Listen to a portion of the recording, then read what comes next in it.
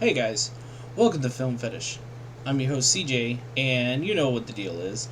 Obviously, my cameraman decided to, just run off to fucking Nevada or, somewhere in those weird drier areas because he's like a freaking lizard. He already licks his food and everything, so, might as well become the rest of one. I'm just kidding. He's probably not a lizard. But you never know. Anyway, this is off the cuff, lower budget, lower standards, but still the same quality. Unfortunately, today is not a recommendation. Today's not even a positive review. Today we're going to talk about an absolute dumpster fire known as Resident Evil Welcome to Raccoon City. Let's start off with the simple fact that I am a huge Resident Evil fan. The video games are literally my life. Like, I have, I've got the Resident Evil tattoo. I've owned all the damn games. I've got all the damn movies. I've got, if it's Resident Evil, I got it. So, when Screen Gems announced, hey, we're going to do a Resident Evil reboot, and it's going to be awesome, and I'm like, oh shit, here we go. That was pretty much my gist. I just stopped and, had to mentally prep myself. First was the director, Johannes Roberts, who has done several films, including 47 Meters Down. It's a whole goddamn movie about a woman trapped in a cage at the bottom of the ocean, and there's sharks circling her, and that's the whole movie, and it's insanely boring. There's terrible CG, and, Mandy Moore can't act, so, But unfortunately it made money, so they keep giving him projects. Anyway, so I was already hesitant with that choice. And then I saw an interview with him where he was admitting that he was writing and directing the film, and how he was this huge Resident Evil fan, how he's played the games, he knows the lore, he knows the characters. And at that point I'm immediately worried, because every time a director says some shit like that, they are lying through their teeth. And God, I hate being right. Casting. It's 2021. Gotta be diverse. God forbid. So now Jill Valentine, who's a bleach blonde, young cop on the STARS unit, is now black. And it's a tricker happy nut job. So, yeah, nothing like her character. Let's see. Leon is now Latino. And it's funny with his character, because he's got the little facial hair, he's got long, hair, and they didn't cut it for the film, and I'm like, he looks exactly like Carlos Oliveira from Resident Evil 3, why the fuck didn't you just cast Carlos Oliveira from Resident Evil 3? And then there's, Claire Redfield, she's fine. Biggest issue with her is they turned her into a conspiracy nut, who's also a master locksmith. Jill Valentine's skill, the master of unlocking, is now Claire Redfield. Good job, writers. Chris is fine. The worst offender, actually, is Wesker, Tom Hopper, who I was excited for. I was like, he looks the part. He was great in Black Sails as Billy Bones. I was excited to see him in the role. And they turned him into this really just light-hearted goofball character who's very remorseful that he has to commit these crimes. He hesitates to kill a little kid, etc., etc., etc. Like, he's absolutely zero, portrayal of Wesker. Like, dear God. Wesker's cold. He's menacing. He doesn't give a fuck who gets in his way. He will kill them. Which is why I was, just like, what? It actually looks as if the director, while writing the script, just watched a 5-year-old play the 3 remakes. One's remake in 2002, 2's remake, and then 3's remake. And for about 5 minutes each, it was just like, yep, I know all the characters, I know the lore, I'm going to write this script. The best casting, actually, is Donnell Logue as Chief Irons, who in the game, he's mentally unstable because he was supposed to protect the mayor's daughter. She gets killed by a zombie. He literally loses it. And he also works for Umbrella, takes, hush money and all that. In the remake, the second remake, they just make him a straight-up villain. In the movie, he's just a goofy, out to save his own self, and he's fantastic. Like, he comes into this one scene where he's giving the stars a breakdown of what's going on. Leon accidentally walks in, and he just tears into him in the greatest like little like spat ever, and I was dying. Definitely the highlight of the movie, and it's about 20 minutes in. Take that as you will. And speaking of Leon, Leon's character is nothing like his character in the video games, Mr. Rookie Cop. He's a drunken, just goofy dumbass, as if there's not a brain cell between those eyes. And it really is quite irritating, especially because he has the lost puppy dog look. He gets a shotgun taken away from him because he doesn't know how to load it. He gets his gun taken away by a guy in a freaking prison cell. He's just awful. And it sucks because apparently the actor's a huge fan of the games, and this was a dream role for him. And I'm like, you probably should have just turned it down after reading the script. Yeah, because they screwed you over. Other characters include, I just said Donna Logue, include Neil Badana as William Birkin. He's okay. He's very cliche. They don't give him much of a personality. He's here to be the bad guy. What it is. The final battle, he's literally just wearing some, local band camp t-shirt shit. I'm like, oh, okay, that's threatening. Annette Birkin, his wife, who in the games is, mentally unstable, kind of a badass. Not really a badass. She dies in weird ways. She fights Ada. She actually put the camera here. Kills Ada in the second game. So, she can hold her own a little bit. In the movie, she gets 2 lines, and all of them consist of, honey, slow down. Honey, what are you doing? Are we safe? And then she takes a bullet to the head, and you're just like, oh, okay. Their daughter, Sherry Birkin, who's literally a lead character in the second game, remake, and the original, is barely even... She's just kind of a background character. I don't even know if they say her name, her role's so small. Yeah, so that's the casting and the director and everything. The story as well is garbage. Apparently Umbrella's putting the virus in the water, and people are turning into mutants. And that's a slight positive, as the zombies are kind of cool. They're not just, one-eyed, Walking Dead.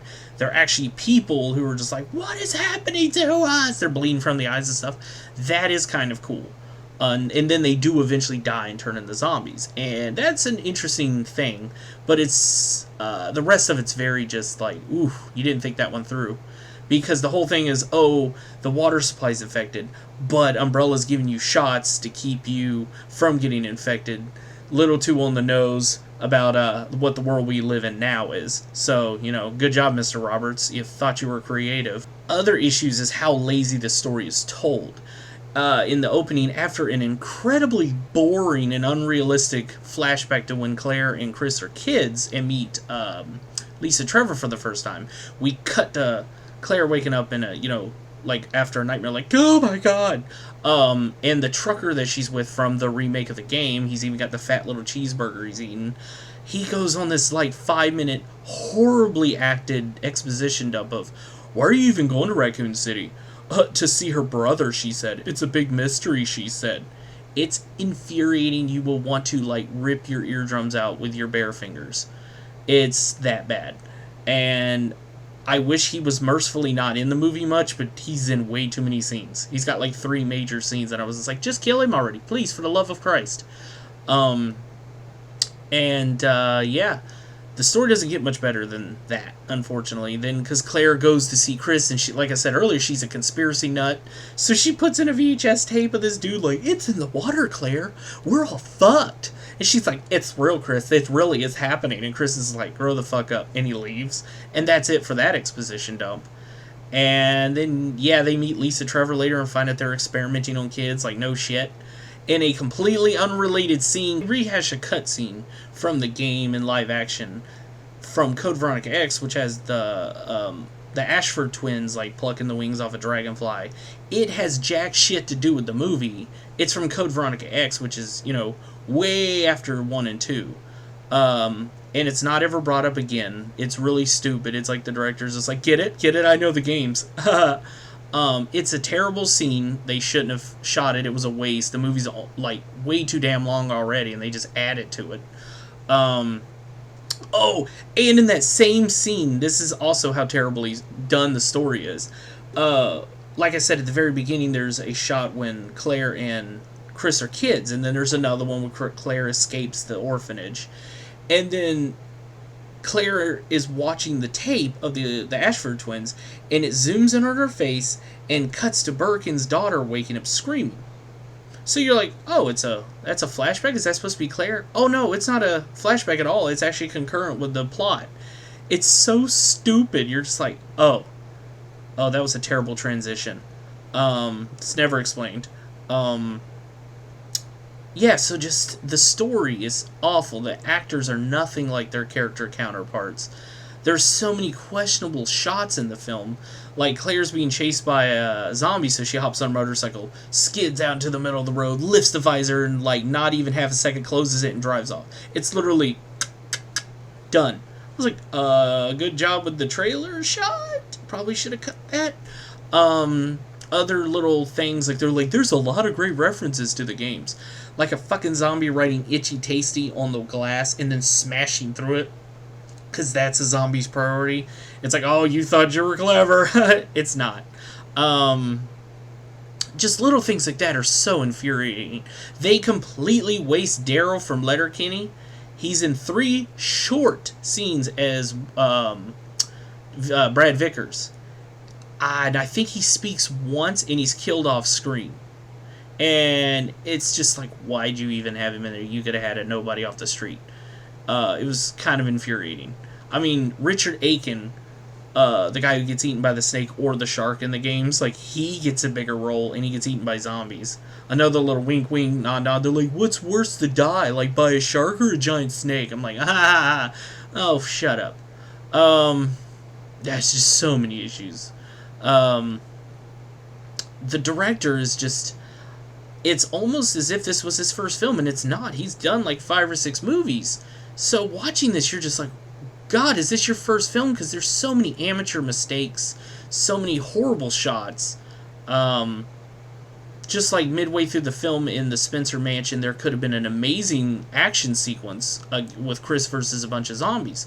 Oh no, we have to shoot the whole thing in black and white because we're too lazy to choreograph anything. So all we get are muzzle flashes. So if you have epileptic seizure issues, oh boy, you're in for a treat.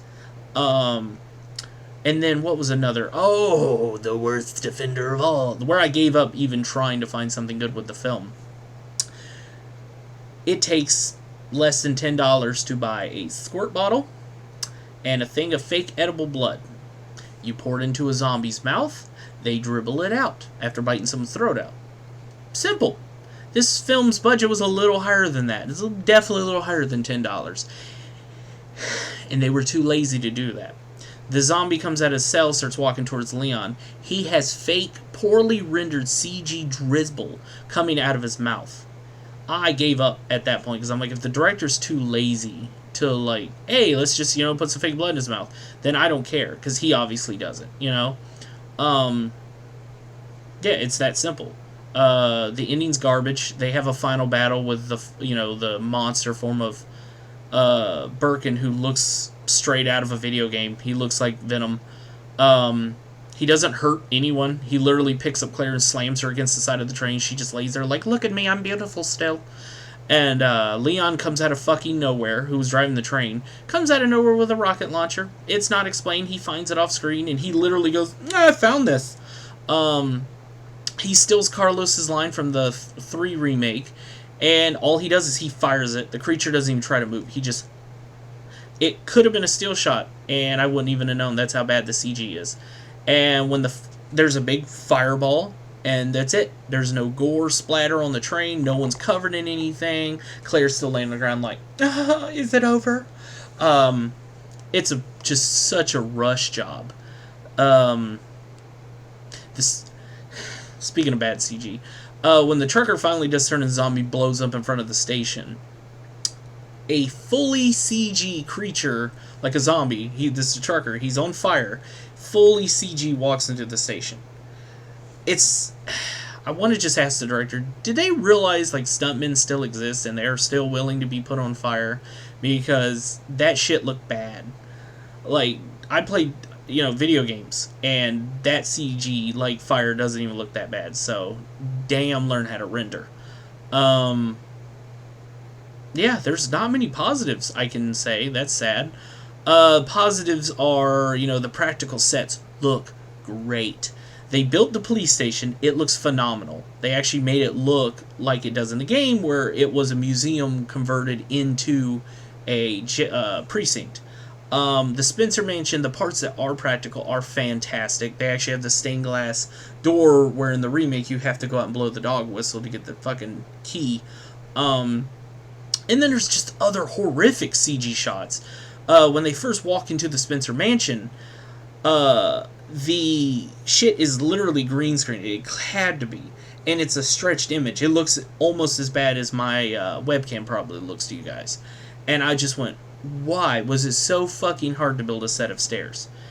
But yeah, so the practical sets, when they are there, are beautiful. The set designers knew what the fuck they were doing. The music is incredible. I didn't have a problem with the soundtrack at all. There's no terrible thumping rap music for the final song or anything. Just overall, yeah, the music is and there are funny moments. Almost all of them involving Donald Logue's Chief Irons. He's just excellent in the role. Like, I would watch an entire movie based around him. Yeah, Johannes Roberts should have never been attached to this film at all. He does not know what the fuck he's doing. I don't know what else to say about it. It's a terrible film. It's a full-blown dumpster fire. I'm seeing people online trying to defend it, but they're like hardcore Resident Evil fans. They are so hard-headed that they're like, you know what, it's terrible, but I'm going to jump into this dumpster fire head first and say, fuck it, I love it. Funny story, though. We were in theaters seeing it. It was me and 3 of my friends. At the hour mark of the movie, one friend's dead asleep. One is over there desperately rocking back and forth, trying to find something positive about the film. I check my phone because I'm bored out of my mind. My third friend, Chris, he looks over and he's like, please tell me it's almost over. And I'm like, no, we just hit the hour mark. And I'm pretty sure his big ol' ass started crying. It's that boring. What else? Overall, it's just a garbage film. Definitely avoid it at all costs. If you enjoy film, or if you're a Resident Evil fan, it insults both. It's just one big insult to everyone who likes movies. And this is me. People watching my show know I love dumb shit. I own horrible, horrible films. And this one, it was too fucking boring. And the CG was so bad. Like, it made sci-fi go, damn, you need to slow that shit down. It's oddly vulgar. Like, more vulgar than you'd expect. Like, Rob Zombie being like, damn, can we tone that shit down? My mama's in church. Yeah, I have nothing good to say about this film. It's just an absolute dumpster fire. Johannes Roberts, like, you disappoint me, sir. Like, Jesus Christ. So I'm going to end this on a positive note by saying that also out is Nicolas Cage's new film, Prisoners of Ghostland. Go rent that. It had, a fraction of this movie's budget. It's at Redbox for $1.75. Go check that bonkers shit out.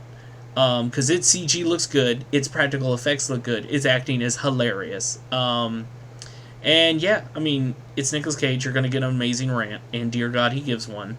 There's samurais, there's explosives on testicles, like, you can't go wrong. So avoid the, $25 to $40 million dumpster fire that is Resident Evil horribly named Raccoon City, and go check out Prisoners of Ghostland, because you won't be disappointed there. Oh my God. This is a sad episode of Film Fetish Off the Cuff. I'm your host CJ, and I'll see you guys with some more positive shit soon. Laters. Oh, and before I forget, keep it lowbrow.